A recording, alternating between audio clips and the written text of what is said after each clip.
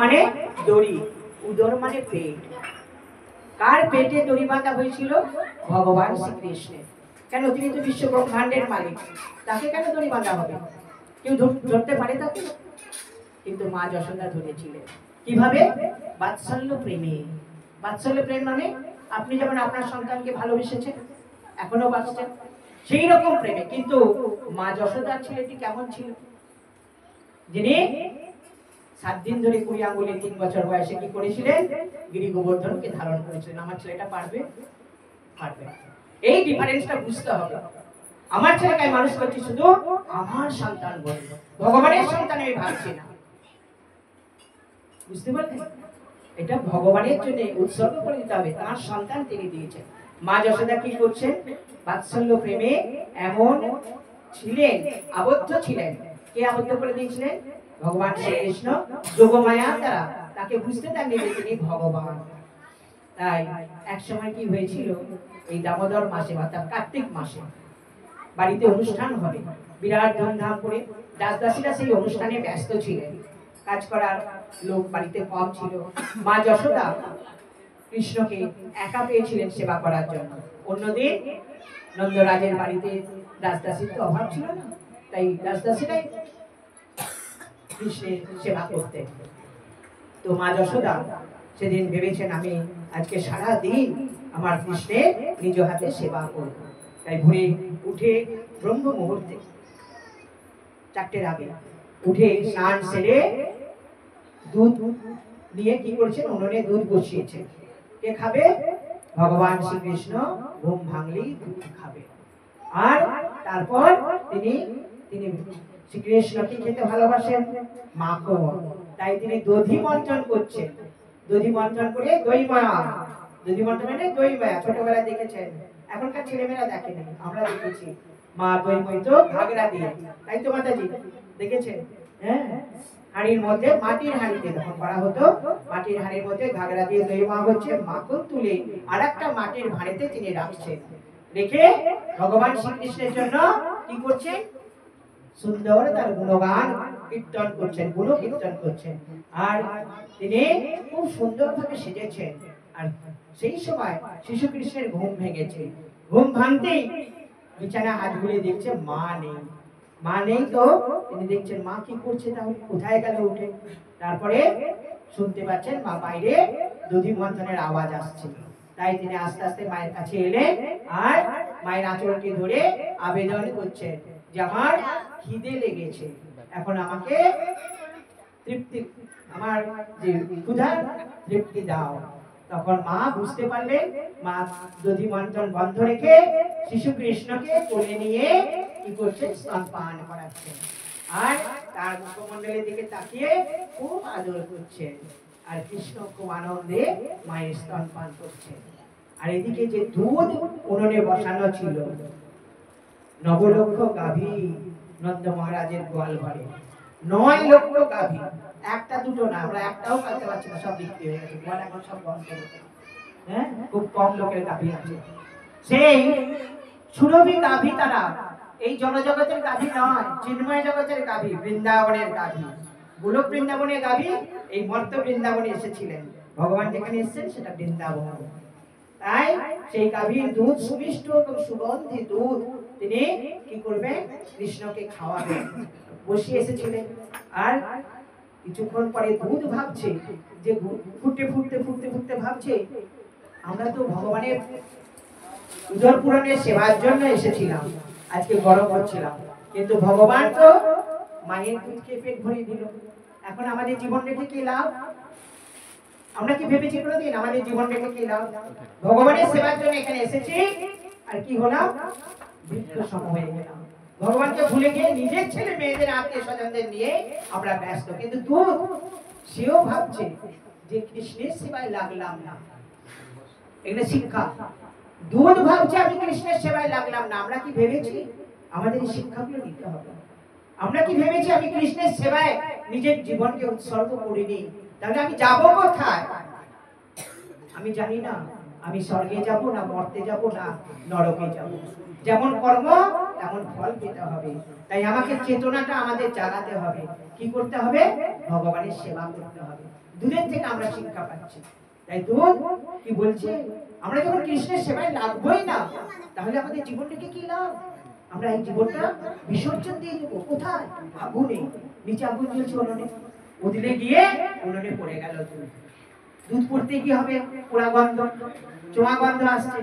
মা যশোদার নাকে গন্ধ এসেছে। মায়ের মনে পড়েছে, আরে আমি তো দুধ বসিয়েছি, ভুলেই গেছি। কৃষ্ণকে তাড়াতাড়ি কোল থেকে নামিয়ে মাটিতে বসিয়ে দিয়ে চলে গেছে রান্নাঘরে দুধ সামলাতে। কৃষ্ণ তখন ভাবছেন, আরে আমার কি দুধের কমি আছে? বিশ্ব ব্রহ্মাণ্ডের আমি মালিক, আর ক্ষীর সমুদ্রে আমি থাকি, আর আমি মাকে আনন্দ দেবার জন্য মায়ের স্তন পান করছিলাম। তার বাৎসল্য প্রেমকে কথা দিয়েছিলাম যে আমি তোমার সন্তান হয়ে আসবো। তিনি চেয়েছিলেন, তার কথা রাখতে এসেছি, কিন্তু তিনি আমাকে দুধ পান না করিয়ে চলে গেলেন। তো শিশু কৃষ্ণের একটু মনে কি হলো? অভিমান হলো। তিনি তখন কি করলেন? উঠোন থেকে একটা পাথর নিয়ে ওই দধির ভাঁড়ে মারলেন, মাখনের ভাঁড়ে মেরে সব ফাটিয়ে দিয়েছেন। আর মাখন আধখানা উপরে কানাটা ভেঙে গেছে, নিচেটা আছে। সেই ভাঁড়টি কোলে নিয়ে এখানে দেখবেন দামোদর আছে খালি গায়ে মা যশোদার পাশে। সেই দামোদরকে তখন কৃষ্ণ কি করলেন? ওই মাখনের ভাঁড় নিয়ে উঠোনের, বিরাট বড় উঠোন, সেই উঠোনের এক পাশে অনেক গাছ আছে, সেই গাছের তলায় উদু ফলের উপরে কাঠের একটা ধান ভানার যন্ত্র ছিল, তার উপরে বসে তিনি মাখন খাওয়াচ্ছেন। কাজে যেই গাছতলায় গেছে অনেক বাঁদরগুলো সব ছুটে এসেছে। বৃন্দাবনে গেছিলেন, সব বাঁদর দেখেছেন, আর যারা যাবেন তারা দেখবেন বাঁদরদের হাতের ঘড়ি, চোখের চশমা একদম তারা টেনে নিয়ে চলে যায়। খুব সাবধান কিন্তু যারা বৃন্দাবনে যাবে। হ্যাঁ, তো বাঁদররা এসে ভগবানের হাত থেকে কি করছেন? মাখন খাচ্ছে। আর ভগবানের পুরো গায়ে মাখন লাগা, গড়িয়ে গড়িয়ে পড়ছে। শিশু কৃষ্ণ হাতের ফাঁক দিয়ে মাখন গড়িয়ে গড়িয়ে পড়ছে।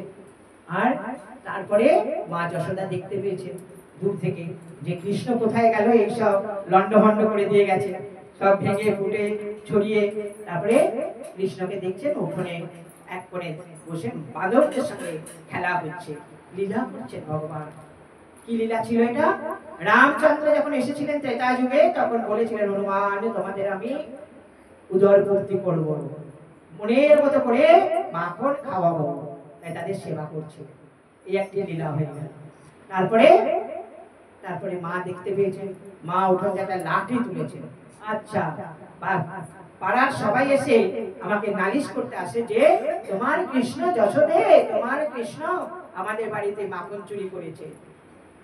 আর মা বলে, আমার বাড়িতে কি দুধের ননি, দুধ ঘিয়ের কম আছে? 9 লক্ষ গাভী, আমার কৃষ্ণ কেন তোমাদের ঘরে খেতে যাবে? কখনই হতে পারে না। আজকে যে কৃষ্ণ তো আমার ঘরে এরকম উৎপাত করেছে, তাহলে এ নিশ্চয়ই দোষী। তখন বলছেন, আজকে আমি তোমায় ছাড়বো না, লাঠি দিয়ে তোমাকে মারবো। আর হাতে লাঠি দেখেছে। কৃষ্ণকে কেউ কোনোদিন এরকম ভাবে শাসন করেনি। যেই লাঠি দেখেছে কৃষ্ণ তেমনি ওই ওটা উঁচুতে বসেছিল, ওর থেকে লাফিয়ে ছুটে পালাচ্ছে। আর ওখানে এই যে মরাই বাঁধা, যেমন আমাদের সব গাছপালা থাকে, এদিক ওদিক কৃষ্ণ ঘুরছে আর মাও ঘুরছে। ঘুরতে ঘুরতে মার ধরতে আর পাচ্ছে না। ভগবানকে কি ধরা যায়? সাধারণ ছেলে তো নয়, আমাদের সন্তান সন্ততিদের মতো নয়। তিনি হচ্ছেন স্বয়ং বিশ্ব ব্রহ্মাণ্ডের মালিক, পরম পুরুষ পুরুষোত্তম ভগবান শ্রীকৃষ্ণ। তাকে কি ধরা এত সহজ? মা ধরতেই পারছেন। তখন দেখলেন শিশু কৃষ্ণ তাকিয়ে তাকিয়ে মাকে দেখছেন আর হাসছেন। দেখছেন যে মা আমাকে তার নিজের সন্তানের মতো দেখছে, সাধারণ সন্তানের মতো দেখছে। তাই তিনি, তার দয়া হলো, তিনি কৃপা করলেন, মাকে ধরা দিলেন। ধরা দিতে মা পিছন থেকে কাঁধে হাত দিয়েছে, আর কৃষ্ণ পিছন মুখ ঘুরিয়ে মায়ের দিকে তাকিয়ে হাতে লাঠির দিকে তাকাচ্ছে। লাঠি দেখে ভয় পাচ্ছে, ইশারায় জানাচ্ছে লাঠি দেখে ভয় পাচ্ছে। মা তখন লাঠি ফেলে দিলেন আর বললেন, আজকে আমি তোমাকে ছাড়বো না, আজকে আমি তোমাকে বেঁধে রাখবো। কেন? দাস দাসীরা কেউ নেই, আমাকে এখন কর্ম করতে হবে, তোমার সেবায় আমাকে এখন যেতে হবে। তাই তিনি দড়ি দিয়ে বাঁধছেন কাকে? ভগবান শ্রীকৃষ্ণকে। শিশু কৃষ্ণ কোমর এইটুকু সরু, এই ছোট্ট বাচ্চা, তিনি এতটুকু দড়ি নিয়ে এসেছেন, কোমরে বেঁধে দিয়ে খুঁটির সঙ্গে কি গাছের সঙ্গে বেঁধে দেবেন। কিন্তু দড়ি যখনই গজটা পিঠ দিয়ে ঘুরিয়ে পেটের কাছে নাভির কাছে নিয়ে আসছে বাঁধতে যাবে আর গিলতে যাচ্ছে না, 2 আঙ্গুল কম হচ্ছে দড়ি। বলি আচ্ছা আমি দেখছি তোমার কত বড় ম্যাজিক, আমি আরো দড়ি আনবো।